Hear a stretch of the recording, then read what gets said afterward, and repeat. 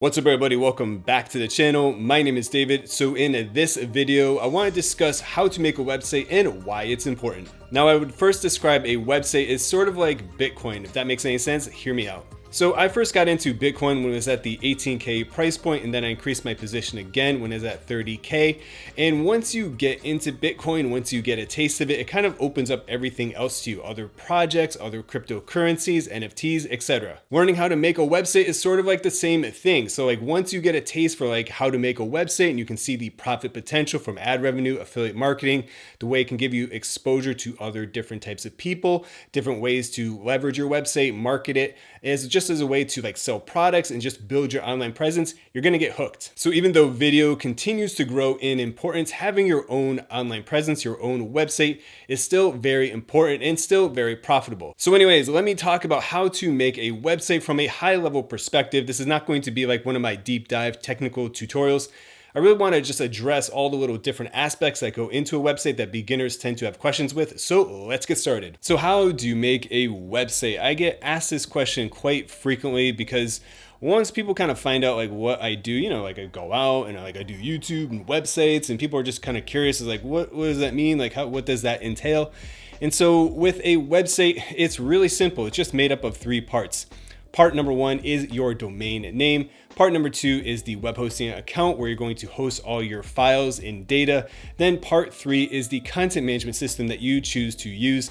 So content management system sounds exactly like what it does. It helps you manage your content so you can focus on publishing content instead of getting bogged down in HTML and CSS files. All right, so the first part of creating your website is to secure a domain name at a domain name register. So a domain name is like .com, .net, .org, like yourwebsite.com, yourwebsite.net, that type of deal. And so to get a domain name, you just have to go to a domain name registrar and then you pay a registration fee because you can't own a domain name outright. The only thing that you can do is lease a domain name. And so you have to pay for it every single year, but it's not too expensive. And most domain name registrars now give you free WHOIS protection. So what WHOIS protection is it just keeps your personal information private, because part of the ICANN regulations when you register a domain name is to provide accurate contact information. And like, you don't want your contact information being public, okay? And so WHOIS protection just keeps all that stuff private. Now, there are alternative ways to get a domain name. Like you can usually register a domain name through a web host or a website builder like Wix or Squarespace.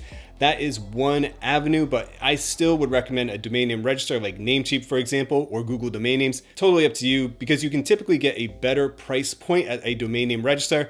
And then your domain name is just at a domain name registrar, and it's very easy to move it around to use it with different services. So for example, like here on this YouTube channel, I have plenty of tutorial videos, and I've used everything from like Wix, Squarespace, Ghost, WordPress, Card.co, Blogger, and I use Namecheap with all of them, okay? So I can just register domain names at Namecheap and just connect them with all of these different services with ease. Whereas if you register your domain name through, say, like a website builder like Wix, your domain name is always going to be at Wix. And then to move your domain name away from Wix to like GoDaddy or Namecheap or Google Domain Names, it's not free. That costs money. That's called a domain name transfer, which I have a video on if you want to learn how that works. Anyways, you need a domain name, so I definitely recommend just going to namecheap.com and registering a .com. Now, when you register your domain name, make sure that you're not doing any type of copyright infringement. Now, I bring that up because like Pat Flynn runs smartpassiveincome.com, and someone just registered smartpassiveincome.net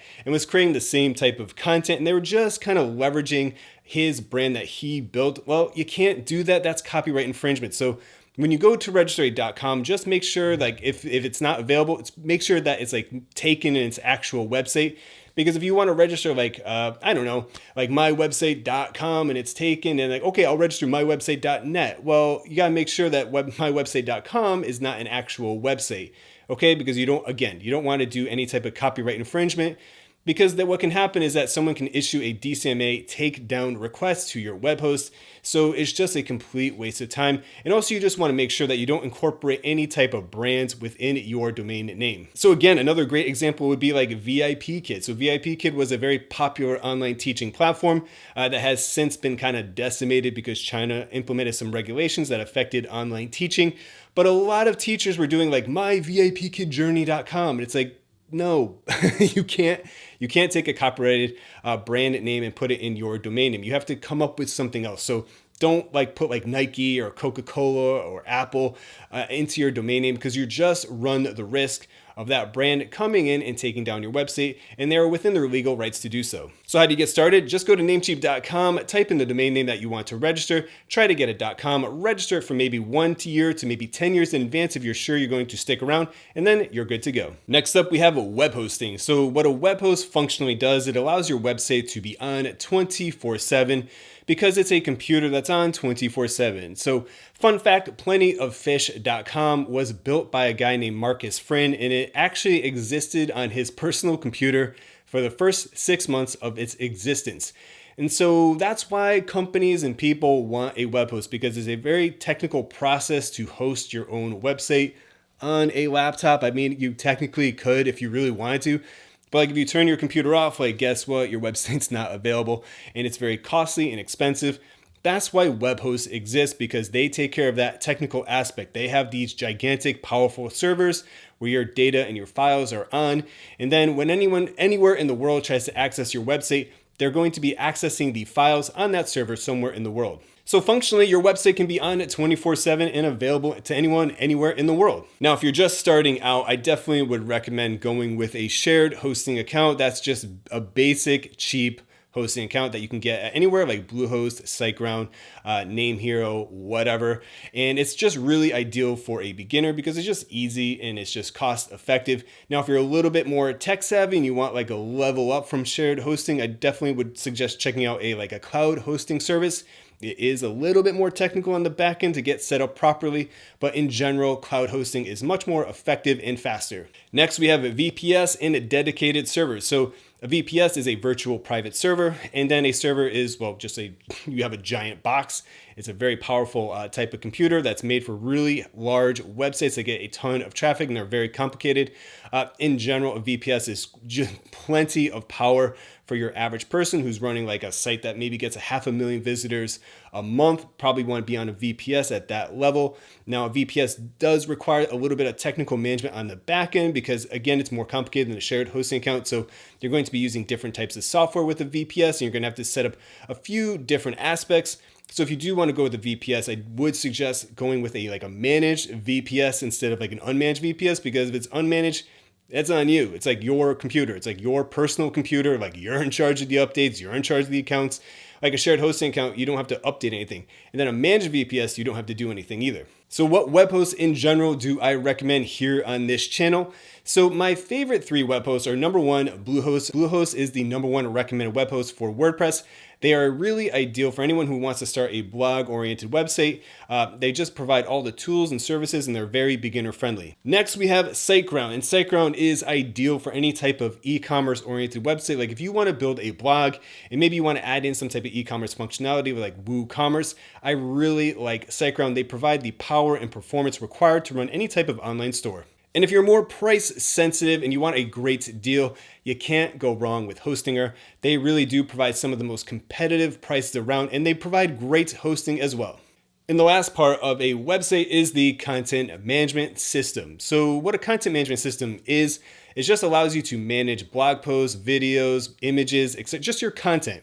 It allows you to create a website very effectively and easily with some type of theme typically, and just to focus on publishing content instead of being, again, like I said earlier, being bogged down with HTML and CSS. Now, content management systems come in 2 flavors. You have proprietary content management systems, which you can find at like Squarespace and Wix, for example. And you have open source content management systems where you can find it like WordPress and ghost.org, for example. So what is the difference? Well, something like Wix and Squarespace, they sell the content management system as a service, whereas again, with like WordPress and Ghost, it's completely free and open source. Which one is best? Well, that just depends on what you want to do. So in general, I recommend WordPress for most people, but Ghost is really competitive as well for a specific type of person. So I would say like if you want to blog and run some type of like membership website based around your blog post, ghost.org is really ideal for that.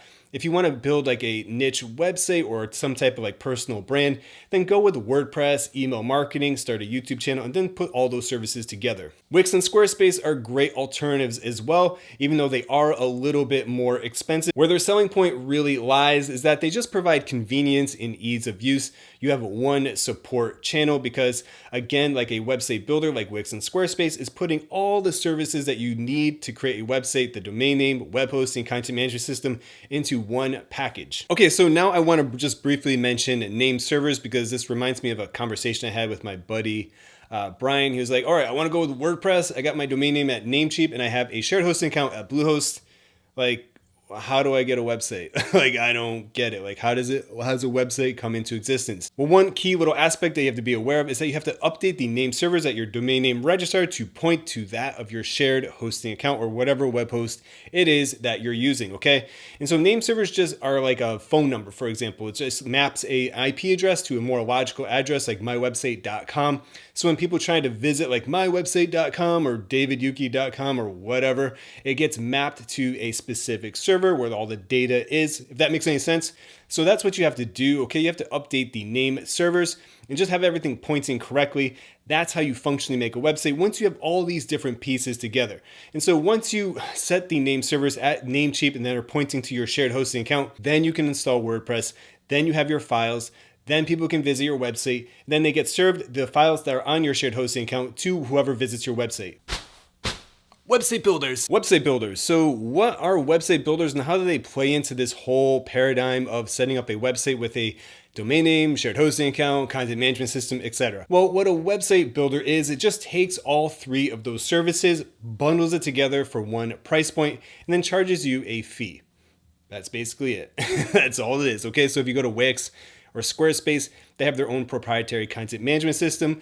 When you're paying that monthly fee to have access to Squarespace and Wix, what you're paying for is hosting and the domain name. Now you can technically set up a domain name at a domain name registrar at Namecheap and then have it point to Squarespace or Wix. It's way easier with Squarespace. Wix is just a big mess. Wix really tries to lock you in, really lock you in and not allow you to use any type of other services, which you can check out in my video about how to set up a custom domain name using Wix and Namecheap. Anyways, that's all a website builder is. They're just bundling together all these different types of services, okay? They're just wanting to be your one-stop shop. And they're really geared for anyone who's not tech savvy or anyone who wants to get a website. It's kind of set up quick and easy, and they don't want to have to cobble together a bunch of different services. So Squarespace is personally my favorite website builder. Very beautiful website builder, easy to use, easy to set up. I have a tutorial video on how it works. They have email marketing built in that you have to pay extra for, as well as e-commerce, but you get a lot of functionality just built in. You can do all of that with WordPress and WooCommerce and ConvertKit and put it together, but these are all three different services. So if you have any type of issue, like a problem with your theme, a problem with your web host, a problem with your domain name registrar, a problem with ConvertKit, then you have all these different support channels that you have to reach out to. And so that's a small selling point of a website builder, is that you have one support channel. So what are some website builders I like and recommend? The first one is Google Sites. So Google Sites is perfect for anyone who just wants a very casual website. Maybe you just want to build like a 5 to maybe 20 page website and just for casual personal use. It's not for any type of monetary purposes, okay? You can't build a Google site and try to make money with affiliate. You're using the wrong thing. Google Sites is perfect for anyone who just wants to get a quick, easy website set up. Also like blogger.com, which is owned by Google. So it's a nice, simple blogging platform where you can just, again, easily create blog posts. You can integrate Google AdSense. You can make a little bit of money from passive income from your AdSense that you're running on your Google blog. You can engage in affiliate marketing. You can actually get search engine traffic by creating searchable content in a way that you can't with Google Sites. So overall, it's a really nice blogging platform. Next, we have Wix and Squarespace. So I really like Wix for any type of drop shipping oriented website because they have a nice integration with Modalist. But if you're looking to create a very beautiful, impressive looking website, you can't go wrong with Squarespace. Squarespace is just so beautiful, intuitive, fast, and easy. They have e-commerce built in. They provide the better, superior blogging platform when compared to Wix. So it really just depends on what you want to do. If you want to engage in like e-commerce, definitely go with Wix. They are a little bit superior to Squarespace in that department, but design and blogging, Squarespace has Wix beat. And last, you have another little website builder called card.co, which I have another tutorial video on. I really like card.co because it's just ideal for creating like a one-page website, not two, not three, one-page website. So this is a platform that's really ideal. Say if you want to have like maybe an online resume style website, or you want to have like an Instagram bio link website and you want to have something really custom and unique, you definitely should check out card.co, and I'll also link my tutorial in the description. And last is how to make money with a website. So I have a completely separate tutorial video that's 20 minutes long about how to make money with blogging. That's really just everything that I know about how to make thousands of dollars with a website. So to make money with blogging, you have 6 primary ways. The first way to make money is with display advertising. So display advertising is just ads on your website. Everyone kind of knows what that is. But functionally on the back end, websites that are more like geared for business or some type of commercial use tend to do better with any type of display advertising. Say like if you're in the personal finance niche, there's lots of advertisers for that type of content. Whereas if you're in like dating or travel, not so much. The next way is affiliate marketing. So affiliate marketing is still one of the best ways to monetize a website. It's sort of like peanut butter and jelly with display advertising and affiliate marketing. And so the most popular affiliate marketing platform in the world is still Amazon Associates. So you can just sign up to Amazon Associates. I have other videos on how that works.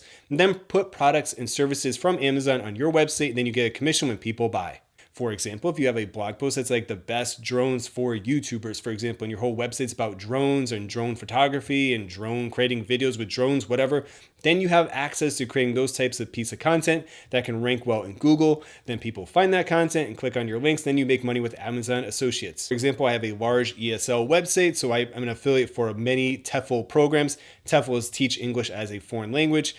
And so again, you just have to be creative and just be aware of whatever niche you're in, because you do have access to different types of affiliate programs. So like, even if you're running a website on like numerology, like that's a huge topic, or tarot cards, like those are massive topics that can get 100,000 visitors a month without issue. And so there's plenty of affiliate programs where you can promote like a product, course, etc., on how to like whatever, like some type of astrology program, numerology, whatever. I'm getting a little off topic here, but just be aware of those types of programs. Just be aware that any type of niche has their own unique products that you can leverage. You don't just have to stick to Amazon Associates. You don't just have to stick to like what do you see other YouTubers promoting. So for example, we have a bunch of finance YouTubers here, and some popular programs that they like to promote are like BlockFi, because BlockFi has a referral program. There's high yield savings accounts that you can leverage. And you can also promote like say M1 Finance, which is a brokerage account. My whole point is that with affiliate marketing, every type of niche has their own specific programs that you can leverage. And so you just have to get creative. But in general, I would suggest that you start with Amazon Associates, start with display advertising, and put those two together, then expand out into other different types of programs. And the next way is to just sell your own products. So you can create like an ebook and go ahead and put it on like Gumroad, and then embed Gumroad on your website and make sales that way. Or you can create some type of online course. You could use something like Skillshare or Teachable or Udemy. Teachable, obviously, you can earn a really high income if you have the right traffic and funnel and sales process built into the back end. But if you go with Teachable and you don't have any type of sales process, you're not going to make any sales. So that's still why people kind of like Skillshare and Udemy, because you can just put your courses over there and get organic sales without you having to do anything. Another way is that you can sell your time. So you can offer some type of like coaching or consulting service via your website. So again, you just have to be creative with this, okay? So the whole thing with running your own website and personal brand, whatever it is you're doing, maybe you have a niche website, you just have to get creative, okay? You just have to connect the dots between what people want, what you offer, and what people are willing to pay for, and then put it together. So for example, I'm highly rated on Fiverr. So I just like the Fiverr platform. I funnel traffic from my YouTube videos and my website over to Fiverr. But in general though, I really like Fiverr because they drive the majority of my sales, like literally 90%. And so Fiverr is really effective with that regard. So that's why I kind of like doing it that way per se, but it's totally up to you. So for example, you can just offer consulting via your YouTube channel. So you could sign up to like Squarespace, use their scheduling feature, which I think is really great and easy, and just everything's built in and works correctly. And then just embed a link in your YouTube videos for like one-on-one consulting. And there you go. And the next way is to just set up some type of subscription-oriented revenue service. So you could use something like Patreon, which I could guess maybe describe as like a website builder for membership type websites. Not really a website builder, but you know what I mean. It's just a platform that takes care of all the technical, annoying details on the back end. So you can just focus on funneling traffic to Patreon without having to worry about your domain name, your web hosting going down, or the membership software not working correctly, or bugs or errors. That's the advantage of using something like Patreon. And so you can just set up subscription revenue with any numerous ways. So there's plenty of like WordPress plugins that you can implement on your website. If you want to go that route, you could do something like ghost.org, which has subscription revenue built into it. So you can offer like a paid subscription to your blog post. You could use something like Substack, whatever. Everything though is a function of traffic. So you have to have a traffic source, whether or not that's going to be blog content that ranks well in the search engines and get that organic search engine traffic via SEO, or it's YouTube, or you're going to run paid ads, whatever. But everything's a function of traffic. Okay. So if you're not getting any traffic, it's really hard to make anything work, particularly like getting any type of like membership oriented website up and running. And the last way is to set up donations. Like, yeah, donations. Everyone always forgets about this, but this is like a decent revenue stream if you're providing helpful content and you're not selling any type of product or service. So if you're selling like a course, or you're promoting something as an affiliate, I definitely wouldn't recommend setting up donations. Donations are really ideal if you're just giving away something completely for free. You're not asking for anything in return. And then you just set up a donation button, like, hey, if this was helpful, consider donating. Like what comes to mind would be like WordPress plugins. There's plenty of WordPress plugins that are completely for free. The plugin creator just sets up a donation on the back end and it's just like, hey, if you enjoyed the plugin, you found it helpful, consider donating. Because I know myself, I've donated to numerous plugin creators because they just create something that's really helpful and they're not asking for anything in return. So you have a lot of different options with your website about how to set up donations. So you can just set up something as simple as PayPal, or you can set up some type of like cryptocurrency address, like, hey, send me Bitcoin or send me Ethereum. You could go to like maybe Unstoppable Domain Names and set up like a domain name address using a custom domain name, which I have another tutorial video on how to do that if you're curious. But then you can just put that on your website or in the video description of YouTube, whatever. Okay, so you can get like cryptocurrency as a donation. You can get PayPal as a donation, whatever. If you're on the Brave browser, there's a lot of YouTubers who set up some type of basic attention token donation system via the Brave browser. So like I set up that up too. It's like, hey, you can send me BAT if you want as a way to say thanks. All right, guys, that's it for this video on how to make a website and why a website is important and why a website is kind of like Bitcoin. Anyways, if you enjoyed the video, consider subscribing and hit that like button. You can also check the links in the description for any resources mentioned in this video. Anyways, my name is David. Thank you very much for watching and have a great day. Bye-bye.